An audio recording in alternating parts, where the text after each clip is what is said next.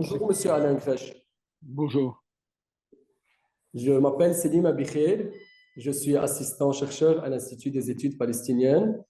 Et l'Institut des études palestiniennes et moi, nous sommes ravis et nous avons l'honneur de pouvoir entreprendre cette entrevue avec vous.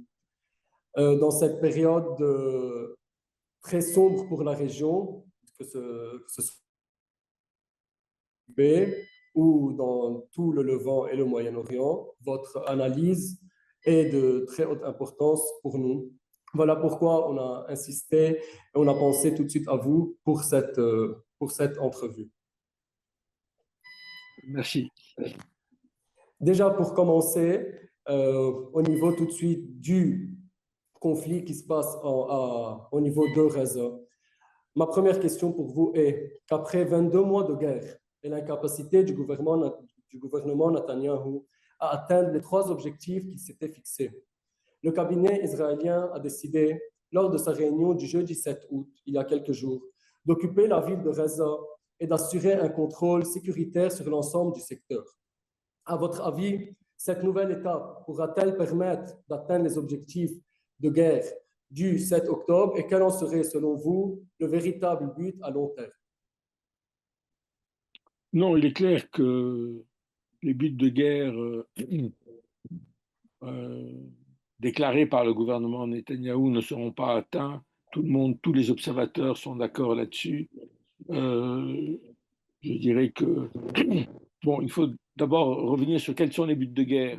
C'est-à-dire, le but de guerre, comme il dit, c'est de libérer les otages et euh, d'écraser définitivement le Hamas. C'est clair qu'aucun de ces deux buts de guerre ne sera atteint. Ce qui peut arriver avec l'offensive, c'est qu'il y ait des otages qui soient tués. Et voilà. Mais je ne suis pas sûr que ces buts de guerre affichés soient les véritables buts de guerre. Je pense que depuis le 8 octobre, le but du gouvernement israélien, c'est de vider la bande de Gaza. C'est un très vieil objectif israélien qui date des années 50. La bande de Gaza a toujours été une épine dans le pied d'Israël. Ça a été un lieu euh, de combat du nationalisme palestinien, de naissance, enfin de renaissance après la défaite après la Nakba. Euh, il y a eu toujours des mouvements très, très importants. Beaucoup des leaders nationalistes palestiniens, donc ceux du Fatah, ont fait une expérience à Gaza. Donc, je crois que on a vu dans les archives, on peut lire dans les archives israéliennes des années 50 que ce but de vider la bande de Gaza reste quand même un objectif stratégique. Le problème, le gouvernement Netanyahou a pensé qu'il avait une opportunité avec les déclarations du président américain Donald Trump de créer une Riviera, mais en même temps, on voit que c'est extrêmement difficile à mettre en œuvre. C'est d'autant plus difficile à mettre en œuvre que concrètement, on ne voit pas comment ça peut se réaliser compte tenu du fait que le, les gouvernements égyptiens et jordaniens refusent évidemment d'ouvrir leurs frontières à une vague de réfugiés. Et puis, il y a un élément aussi qui, moi, m'a frappé beaucoup pendant toute cette guerre, c'est l'attachement des Palestiniens à leur terre. Quand il y a eu le cessez-le-feu au début janvier, ce qui était frappant, c'est de voir ces centaines de milliers de Palestiniens retourner chez eux alors que chez eux, c'était souvent des ruines et d'installer leurs tentes, etc. Alors, ça ne veut pas dire que bon, il y a des gens qui partiront parce que il faut tenir compte de la famille, des enfants, etc. Mais je crois que la volonté aussi des Palestiniens de s'accrocher à leur terre est quand même quelque chose de très important. Mais au-delà de l'objectif, on revient sur Netanyahou, au-delà de l'objectif qui pour l'instant n'est pas atteignable d'expulser tous les Palestiniens, je pense que l'objectif réel, c'est de maintenir Israël dans un état de guerre permanent. Je rappelle toujours, c'est la guerre la plus longue de l'histoire de l'État d'Israël. Même la guerre de 47-49 n'a pas duré aussi longtemps. Et on voit bien que cette guerre, il veut la mener sur tous les fronts avec aussi bien l'Iran que le Liban, que la Syrie, etc. etc. Et je pense que ça correspond à deux aspects. Il y a un aspect de politique intérieure, mais qu'il ne faut pas surestimer. C'est vrai que Netanyahou a peur de passer devant les tribunaux, il a peur que se crée une commission d'enquête sur les manques des services de renseignement israéliens le 7 octobre, ça c'est un aspect. Mais je crois que réellement, il y a une volonté à travers cette guerre permanente de changer totalement la carte du Proche-Orient. C'est-à-dire d'avoir une carte du Proche-Orient où la seule puissance hégémonique qui reste, c'est Israël, qui peut décider ce qu'elle fait, c'est-à-dire elle peut décider de découper la Syrie, elle peut décider d'intervenir quand elle veut au Liban, elle peut bombarder l'Iran, etc., etc. Je pense que cette idéologie de la guerre permanente, elle est ancrée, mais ce n'est pas seulement une idéologie de guerre, c'est l'idée, il l'a dit dès le départ, nous allons redessiner la carte du Proche-Orient. Voilà.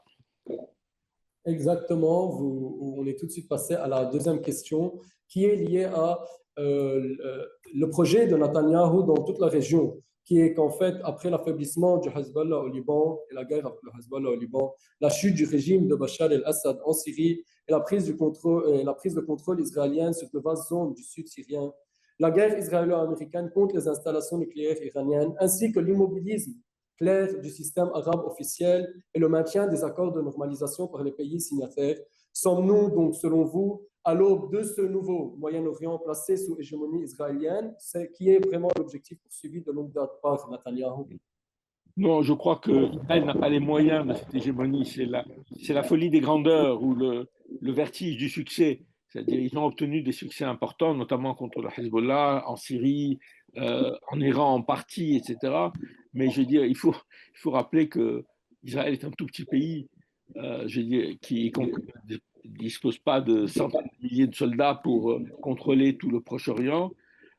C'est un pays qui, par cette guerre d'extermination à Gaza, a comment dire, créé un sentiment de rejet dans toutes les populations de la région, du monde arabe, quelle que soit l'opinion qu'ils peuvent avoir sur le Hezbollah, sur l'Iran, etc.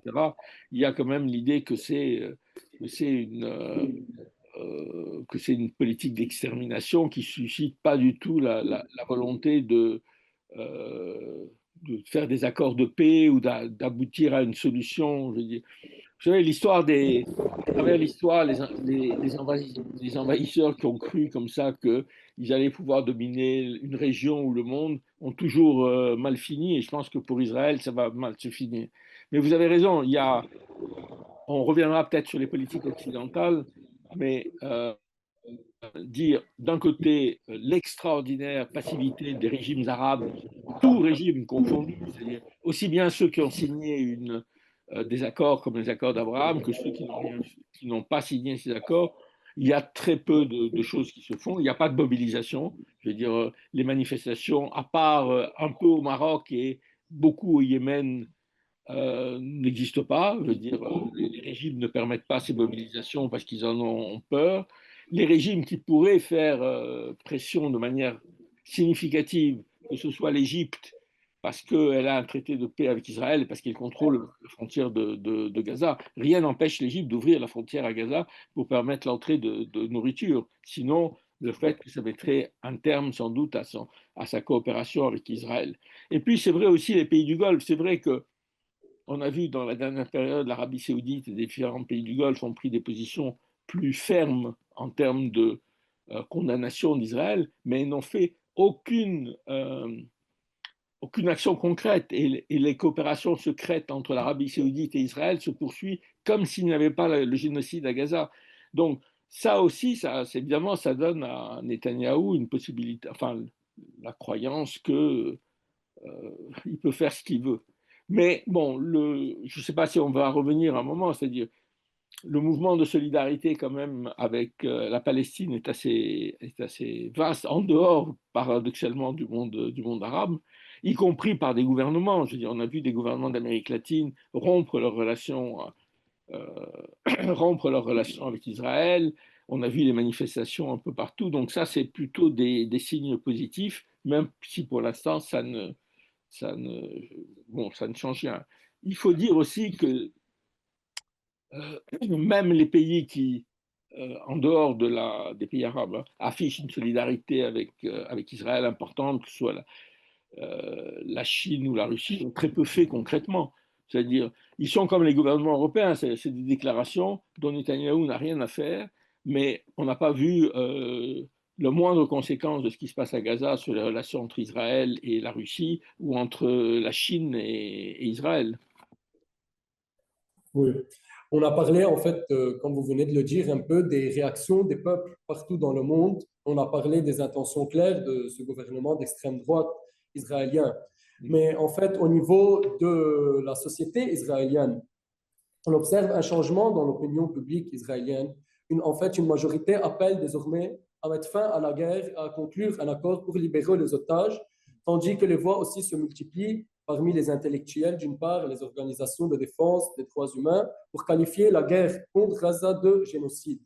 Quelles sont, selon vous, les causes profondes de ce phénomène et quelles en seront ses implications sur le gouvernement de Benjamin Netanyahu? Oui, d'abord, bon, je veux dire, il y a eu des changements dans l'opinion israélienne et vous avez raison de souligner l'appel des intellectuels, l'appel d'un certain nombre de gens, la qualification par les organisations de défense des droits humains, que ce soit B'Tselem ou Physicians for Human Rights, de ce qui se passe à Gaza comme génocide, mais il ne faut pas le surestimer. Il y a une volonté israélienne, enfin de l'opinion israélienne, de faire libérer les otages. Ça, c'est incontestable. En même temps, cette volonté de faire libérer les otages, elle ne s'accompagne pas du tout d'une dénonciation massive de la guerre, contre Gaza. En partie parce que les médias, il faut dire quand même que les médias israéliens sont aux ordres, c'est pour l'essentiel. Heureusement, il y a des journaux comme Haaretz qui donnent un autre point. Mais quand vous voyez la télévision ou les grands médias israéliens, même si ça bouge un tout petit peu aujourd'hui, ça reste quand même euh, une situation dans laquelle on comprend après que 80% des juifs israéliens pensent que ce qu'on fait à Gaza est bien, qu'il faudrait expulser la population, etc. Donc, je ne veux pas sous-estimer parce que c'est important qu'il y ait des changements en Israël et ça peut faire pression sur Israël. Et puis, je dirais, euh, l'objectif aujourd'hui essentiel, c'est d'arrêter le génocide. Et toutes les voies pour arrêter le génocide sont bienvenues. En même temps, je dirais, ce que l'opinion israélienne dans sa majorité ne comprend pas, c'est que tout ce qui se passe est le résultat de la politique israélienne menée depuis 30 ans par tous les gouvernements, qu'ils soient de gauche ou de droite. C'est-à-dire une politique de colonisation, d'expulsion des Palestiniens, de répression. Voilà. Juste avant Netanyahou, pendant un an, il y a eu un gouvernement dit d'opposition. Ils ont fait une guerre à Gaza, ils ont continué la colonisation, ils ont continué les tortures dans les prisons, etc. Donc, on est vraiment dans une situation où euh, l'opinion israélienne ne bouge pas suffisamment. Et je dirais, pour ma part, qu'elle ne bougera pas tant qu'il n'y aura pas des sanctions prises qui touchent non pas les dirigeants, mais qui touchent la société israélienne. C'est-à-dire, si par exemple l'Union européenne prenait des décisions importantes pour suspendre les accords de, de coopération entre l'Union européenne et Israël, là, ça toucherait, je dirais, le portefeuille des Israéliens, ça toucherait leur vie quotidienne, etc. Pour l'instant, il y a une chose qui a changé dans la vie quotidienne des Israéliens, c'est que pour eux, c'est de plus en plus difficile de voyager à l'étranger. Et ça, pour une partie des couches moyennes israéliennes qui aiment bien aller en Europe, etc., c'est problématique. Mais ce n'est pas encore suffisant. Je ne pense pas que dans le cadre des rapports de force aujourd'hui, on arrivera à faire bouger les choses s'il n'y a pas des pressions extrêmement fortes et concrètes sur Israël. Et de ce point de vue, bon, j'imagine que vous allez revenir sur la politique européenne ou française, etc. Elle est totalement, pour l'instant, elle est totalement déclamatoire. Bon, ils vont reconnaître l'État palestinien, c'est un symbole, mais comme j'ai dit, l'essentiel, c'est d'arrêter le génocide, et pour ça, ils ne prennent aucune mesure de sanction ou très peu de mesures de sanction. Exactement, la prochaine question est tout de suite liée à la position de l'Occident et surtout précisément de la France depuis quelques jours. En fait, après la décision du président Emmanuel Macron de reconnaître l'État de Palestine et la tenue de la conférence sur la solution à deux États à New York, certains journalistes israéliens ont prédit un soi-disant tsunami de reconnaissance internationale de l'État palestinien en septembre prochain. Pourtant, le journaliste israélien anti-occupation Gideon Levy a minimisé la portée de ces reconnaissances estimant que leur objectif principal, en fait, serait d'éviter l'imposition de sanctions dont vous avez parlé contre Israël. Est-ce que vous partagez cette analyse? Oui, je voudrais simplement peut-être commencer, quand on parle de la position d'Emmanuel Macron et de la France, de resituer cette position dans l'histoire de la politique étrangère française. C'est-à-dire, à partir de 67, la France, sous l'impulsion du général de Gaulle, a pris des positions qui petit à petit ont été bon, d'abord ont été contre l'occupation, de manière très claire, l'occupation des territoires de la Cisjordanie, Gaza, Jérusalem-Est, et ensuite, petit à petit, de reconnaissance du droit des Palestiniens à l'autodétermination et du fait qu'il fallait négocier avec l'OLP. Petit à petit, ça a été le corps de la politique euh, diplomatique française, quels que soient les gouvernements. C'est-à-dire que même qu'il y a eu des inflexions, que ce soit Mitterrand, Chirac, Giscard d'Estaing, ils ont tous été dans cette chose.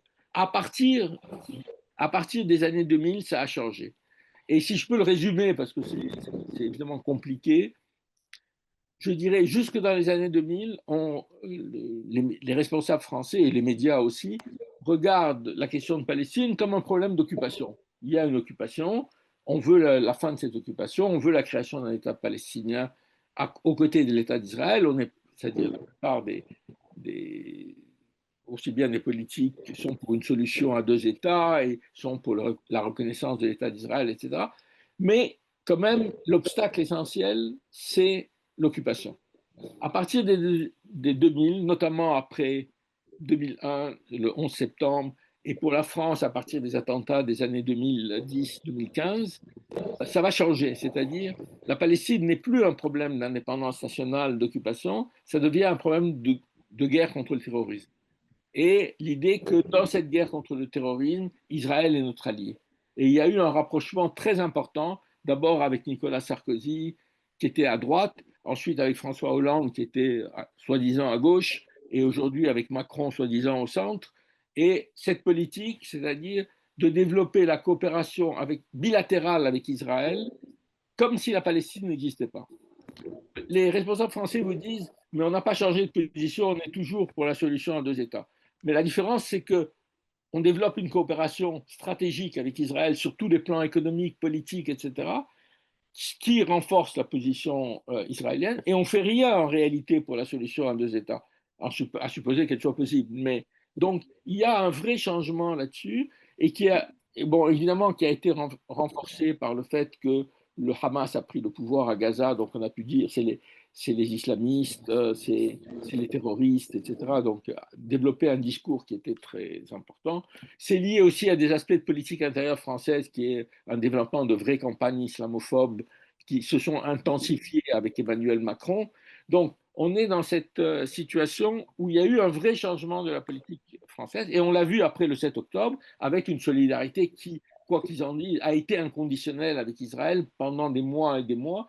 Il a fallu, je crois, je ne sais pas combien, 10 000 morts ou 15 000 morts pour qu'il commence à y avoir des réserves, mais en fait, sans que ça ait la moindre conséquence sur nos relations bilatérales avec Israël. Simplement dire on va convaincre les Israéliens qu'il faut agir plus gentiment. Alors ça fait des années et des années qu'on négocie avec Israël en disant il faudrait peut-être être un peu plus gentil avec les Palestiniens, et donc ça ne marche pas. Donc, à partir, le gouvernement français a une. Je ne sais pas si c'est chez moi que ça sonne, mais bon, on va laisser passer. Non, non, on vous écoute. Euh, donc, euh, à partir de, je disais, le gouvernement israélien a pu continuer sa politique avec un soutien des Européens très important au nom du droit à se défendre. C'est absurde. Je veux dire, c'est penser que des gens qui, dans un territoire occupé, attaquent Israël sont une puissance étrangère. C'est ça le droit à se défendre selon les Nations Unies. Ça, il n'y a pas de droit à se défendre de ce point de vue, mais on a justifié ça, et puis on a développé en France, comme dans beaucoup de pays, une campagne sur la résurgence de l'antisémitisme, le danger de l'antisémitisme et la répression du mouvement pro-palestinien. C'est-à-dire que la France et l'Allemagne ont été sans doute les pays européens qui ont le plus réprimé les manifestations pro-palestiniennes. C'est-à-dire ça, voilà. Alors maintenant, ça change un peu. Euh, le, comme vous avez dit, il va y avoir, je pense, un certain nombre d'États qui vont reconnaître l'État de Palestine.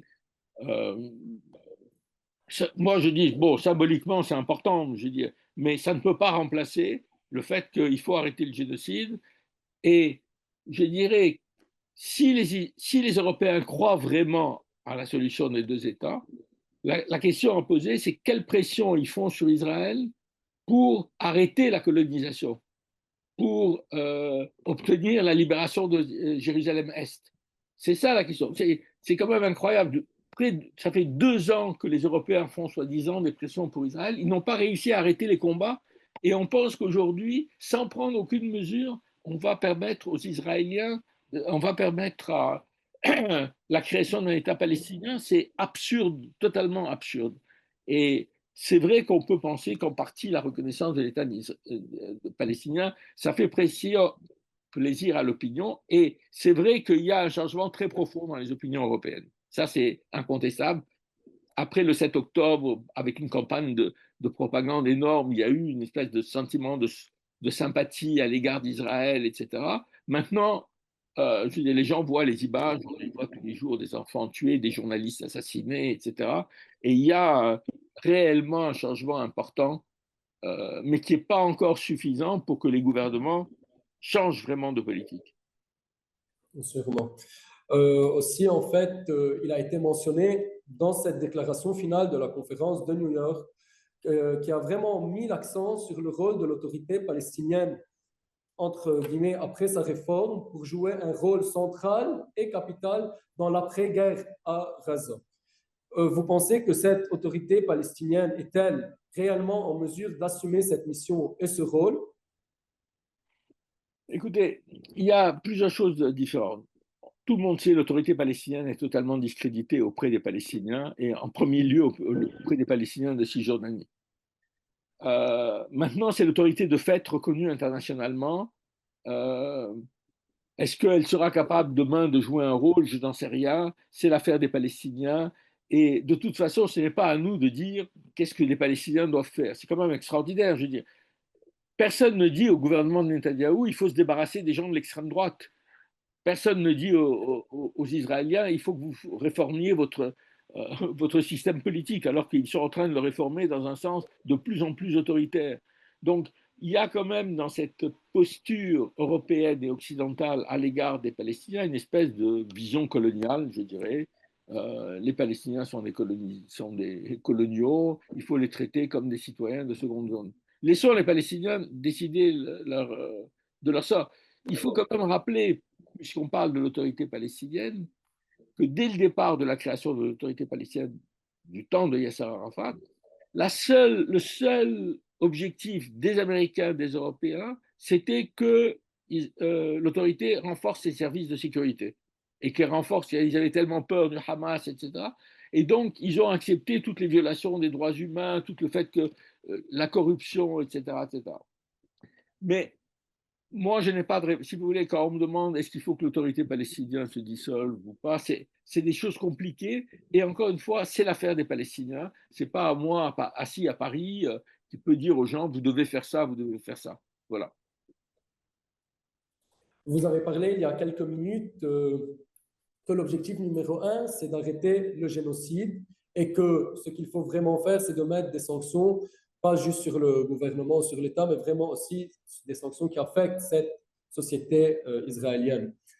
On connaît très bien, on est tous au courant que l'allié numéro un d'Israël, inconditionnel et dès le début de la guerre, dès le 7 octobre, sont avec toute impunité, c'est les États-Unis. Malgré le soutien militaire et politique continu apporté par l'administration du président Donald Trump à Israël, les critiques à l'égard des politiques israéliennes semblent s'intensifier au sein de l'opinion publique américaine, mais aussi dans les rangs des deux partis, que ce soit démocrates ou républicains.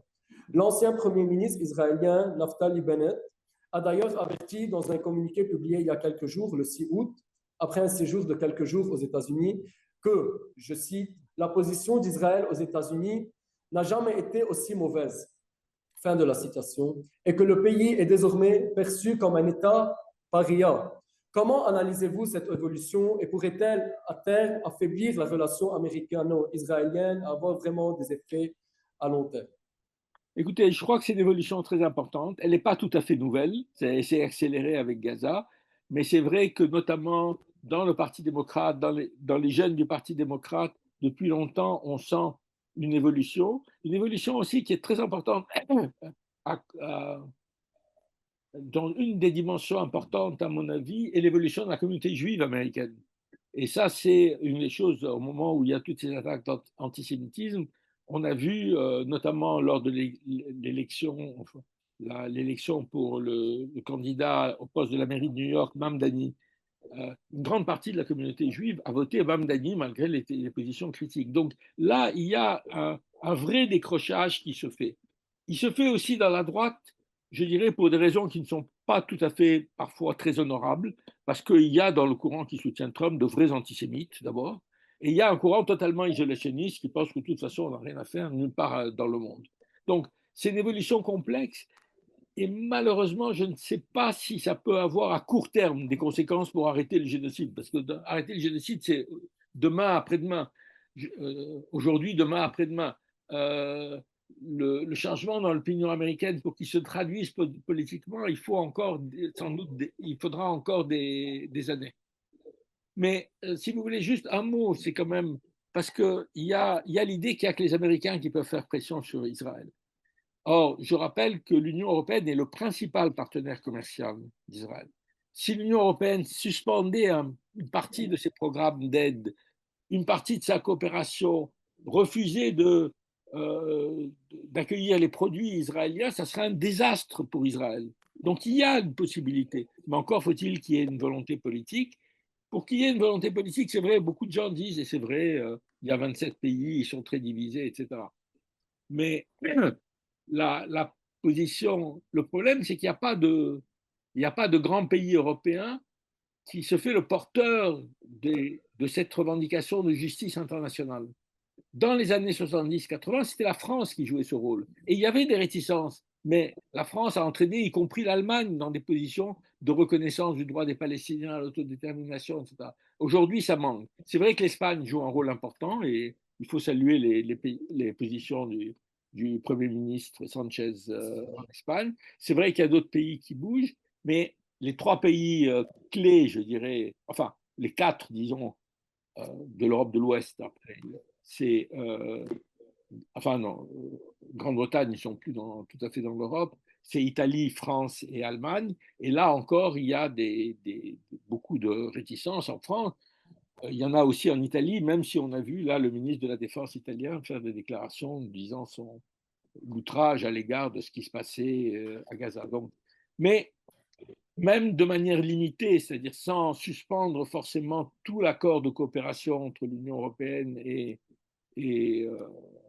Israël, il y a des choses qui sont possibles. Il y a eu un projet sur la coopération scientifique et technique qui est un élément clé pour Israël. En plus, il faut rappeler, parce qu'il y a des gens qui disent la coopération scientifique et technique, mais enfin c'est culturel, etc. Pas du tout. C'est une coopération qui aide le secteur militaire israélien, je veux dire, qui est. Voilà.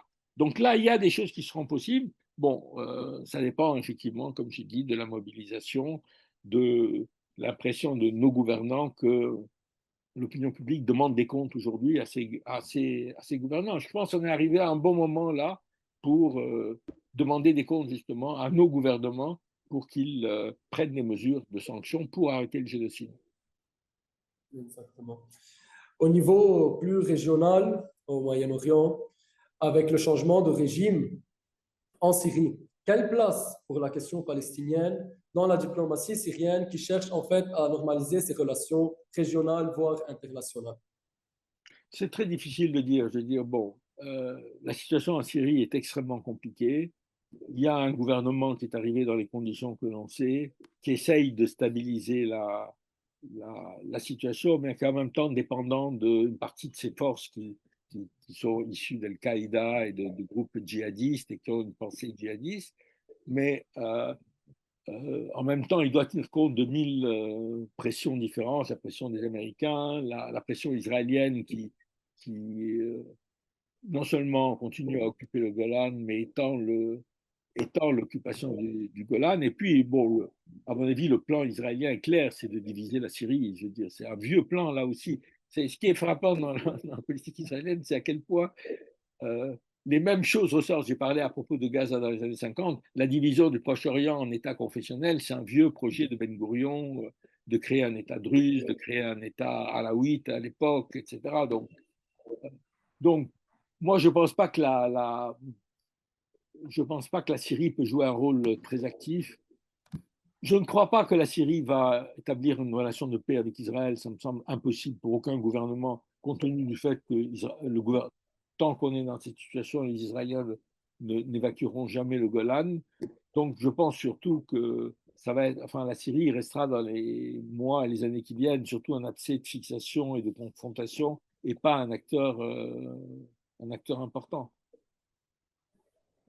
Vous avez, comme vous venez de le dire, vous avez parlé des interventions israéliennes et des projets israéliens en Syrie et de la situation très complexe que vit maintenant la Syrie. En fait, quelles sont réellement ces ambitions israéliennes en Syrie et notamment en lien avec le contrôle territorial qu'on est en train de voir maintenant et les équilibres communautaires? Dans quelle mesure Israël cherche-t-elle à tirer parti des recompositions internes syriennes, notamment la carte des minorités et les failles territoriales, pour renforcer d'une part sa profondeur stratégique et d'autre part dissuader les forces pro-iraniennes d'influer sur l'avenir politique de la Syrie une prochaine fois. Oui, bah, c'est ce que j'ai déjà un peu dit. Si vous voulez, quand on parle des projets israéliens, une des choses qui me frappe quand on étudie la politique israélienne sur les 50-60 ans, c'est qu'il y a des éléments de continuité, ce qui ne veut pas dire qu'il y a un grand complot où ils ont déjà une idée de ce qu'ils veulent faire, ils sont pragmatiques, ils savent évoluer, ils savent changer, ils savent, etc. Mais l'idée que, c'était George Corm qui disait, euh, à propos des interventions israéliennes au Liban, il disait tant qu'on a des États comme le Liban, qui sont des États multiconfessionnels, en soi, c'est une menace pour Israël. C'est une menace pour Israël d'avoir cette coexistence, alors que eux, ils veulent, eux, ils sont un État ethnico-religieux, quoi. Donc, je crois que cette idée de diviser le Proche-Orient, elle est vieille comme l'État d'Israël, et tout ce qui peut avancer vers là, en fonction des situations, c'est-à-dire que je ne pense pas qu'il y a 10 ans, c'était au cœur des priorités israéliennes, mais ça l'était, par exemple, il y a eu des textes très intéressants au moment de l'intervention israélienne au Liban en 81, 82, enfin 82, oui, 82, euh, on a vu des responsables israéliens mettre en avant l'idée de créer un État maronite, de diviser la région en disant que c'était ça l'avenir, etc., etc. Mais bon, après, ils se sont, comment dire, il n'y avait pas les possibilités pour le faire. Aujourd'hui, qu'il y a les possibilités pour le faire, je pense qu'ils vont le faire en essayant de s'appuyer sur les tensions interconfessionnelles. Et c'est vrai que, si vous voulez, on voit bien comment ils essayent de jouer sur les Druzes, c'est-à-dire euh, utiliser la communauté druze en disant, regardez, ce gouvernement vous massacre, et un certain nombre des massacres sont réels, hein, c'est pas, mais c'est pas Israël qui va les défendre, hein, je veux dire, Israël va les considérer comme des citoyens de seconde zone qui sont sacrifiables à tout moment. Donc, mais il y a ce jeu, il y a ce jeu, on dit avec les Kurdes, il y a ce jeu avec, et demain avec les Alaouites, je dis, il y avait un vrai projet aussi, comme pour les Druzes, un État alaouite qui avait d'ailleurs été créé par les Français au moment du mandat. Donc voilà, il y a cette chose, mais ça renforce quelque chose que j'ai dit tout à l'heure à propos de la domination israélienne sur la région. La domination israélienne sur la région, c'est le chaos permanent. C'est-à-dire, ce n'est pas l'idée d'une paix stable, ce n'est pas l'idée des accords d'Abraham qui vont s'élargir, etc. Non, c'est le chaos permanent. C'est le chaos permanent en Syrie, c'est le chaos permanent, c'est en Jordanie, qui, à mon avis, est un des pays les plus menacés aujourd'hui par la situation. On sait le chaos en Irak créé par l'intervention américaine de 2003. Donc, je pense que si on a cette domination israélo-américaine, c'est le chaos vers lequel on va et pas du tout vers une situation stable. Euh, voilà. En parlant de chaos, on a vu il y a quelques semaines la confrontation directe entre Israël et l'Iran et l'intervention militaire américaine. Quelle pourrait être la prochaine étape de ce conflit? Quelles sont ces implications régionales de cette escalade pour déjà la stabilité du Liban, de la Syrie et de Gaza? Et en fait, faut-il s'attendre à une extension du front ou à un basculement vers des mécanismes de désescalade sous supervision internationale? Bon, l'intervention israélienne en Iran, c'est un vieux projet. Je veux dire, l'idée de frapper l'Iran pour mettre en cause son programme nucléaire.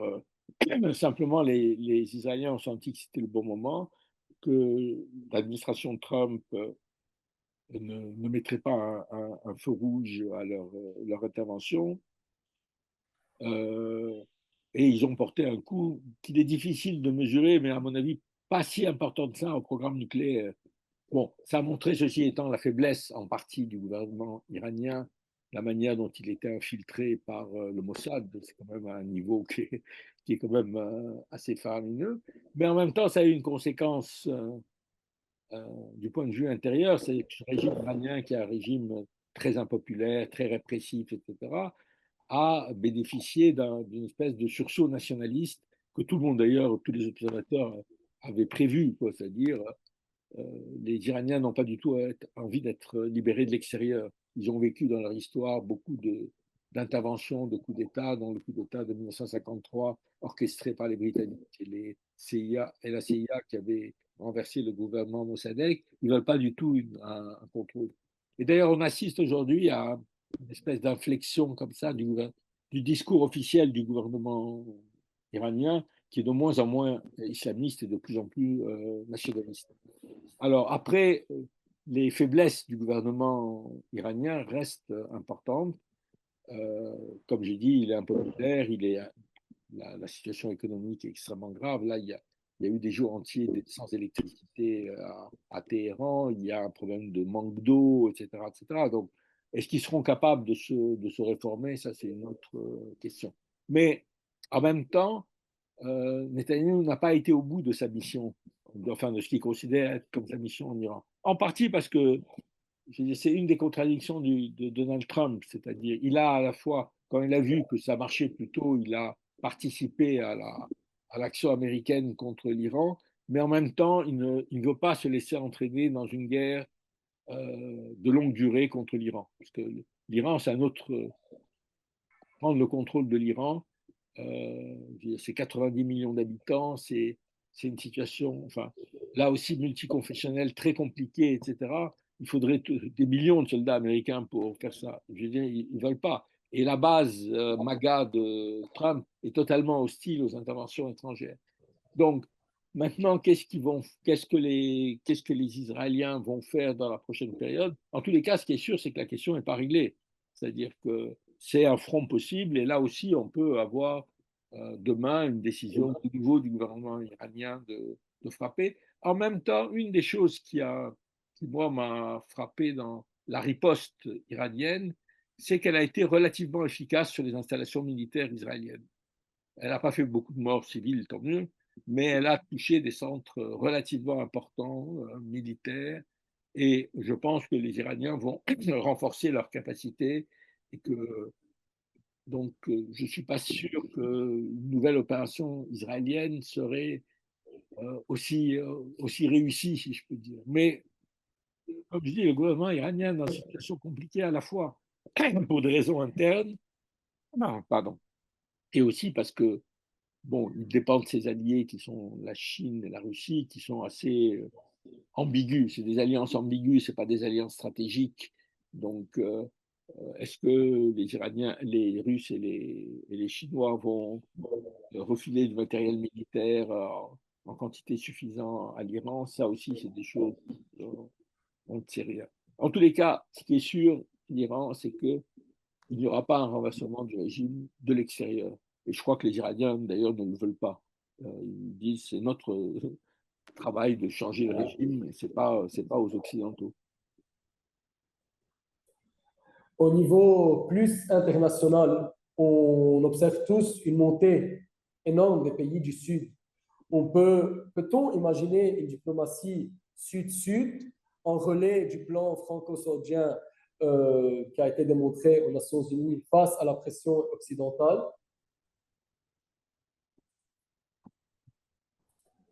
J'ai dit, j'aimerais le croire. Non, on a un changement important qui est de facto économique, le poids de la Chine, du Brésil, de l'Afrique du Sud, etc. Malheureusement, de la Russie aussi, si on peut d'une certaine manière le mettre là-dedans, mais moi, c'est la grande différence que je vois avec le mouvement des non-alignés des années 60-70. Le mouvement des non-alignés était uni par une vision de la fin du colonialisme, d'un ordre international plus juste, etc. Là, on a l'impression que beaucoup de ces gouvernements sont mus éventuellement avant tout par leur propre survie, par leurs propres intérêts, et ne sont pas du tout prêts à sacrifier ces intérêts. Comme j'ai dit, la Russie et la Chine n'ont rien fait contre le génocide. Alors c'est vrai que le Brésil a fait beaucoup plus, c'est vrai que l'Afrique du Sud s'est engagé beaucoup plus, mais on est encore très loin d'un front du Sud. On peut dire qu'il y a un front de rejet occidental qui n'a pas d'ailleurs que des côtés positifs, enfin qui globalement est positif dans le Sud, mais ça ne suffit pas à faire une politique cohérente et une politique de pression. Mais c'est un élément de résistance à la mainmise occidentale. Mais ça ne suffit pas à changer, pour moi, les relations internationales. Mais ce qui a quand même été un des éléments de cette crise à Gaza, c'est pas la naissance, parce que c'est pas la première fois, c'est l'ampleur c'est un mouvement populaire de solidarité avec la Palestine, qui à la fois touche l'ensemble du monde, c'est ça qui est frappant, c'est-à-dire même de l'Amérique latine, ça a l'air très loin, ou même les pays asiatiques, etc., et qui est basé sur le droit international. Et ça aussi, c'est très fort. C'est dans le discours de ce mouvement, ce qu'il a structuré, c'est de dire le respect du droit international. Et ça, c'est effectivement quelque chose de très important et qui est peut-être, enfin, j'espère, porteur d'avenir. On l'espère aussi. Pour conclure, Monsieur Grech, de retour à Israël, en conclusion, quel avenir pour le projet sioniste dans la région?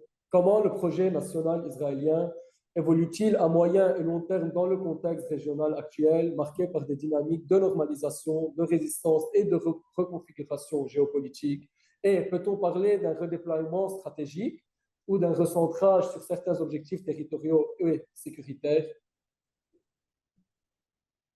Si vous voulez, quand on regarde la situation aujourd'hui de ce qui est devenu ce qu'on appelait la Palestine mandataire, c'est-à-dire la Palestine telle que ses frontières ont été dessinées au lendemain de la Première Guerre mondiale, il y a deux choses qui sont frappantes. D'abord, c'est le succès du projet sioniste.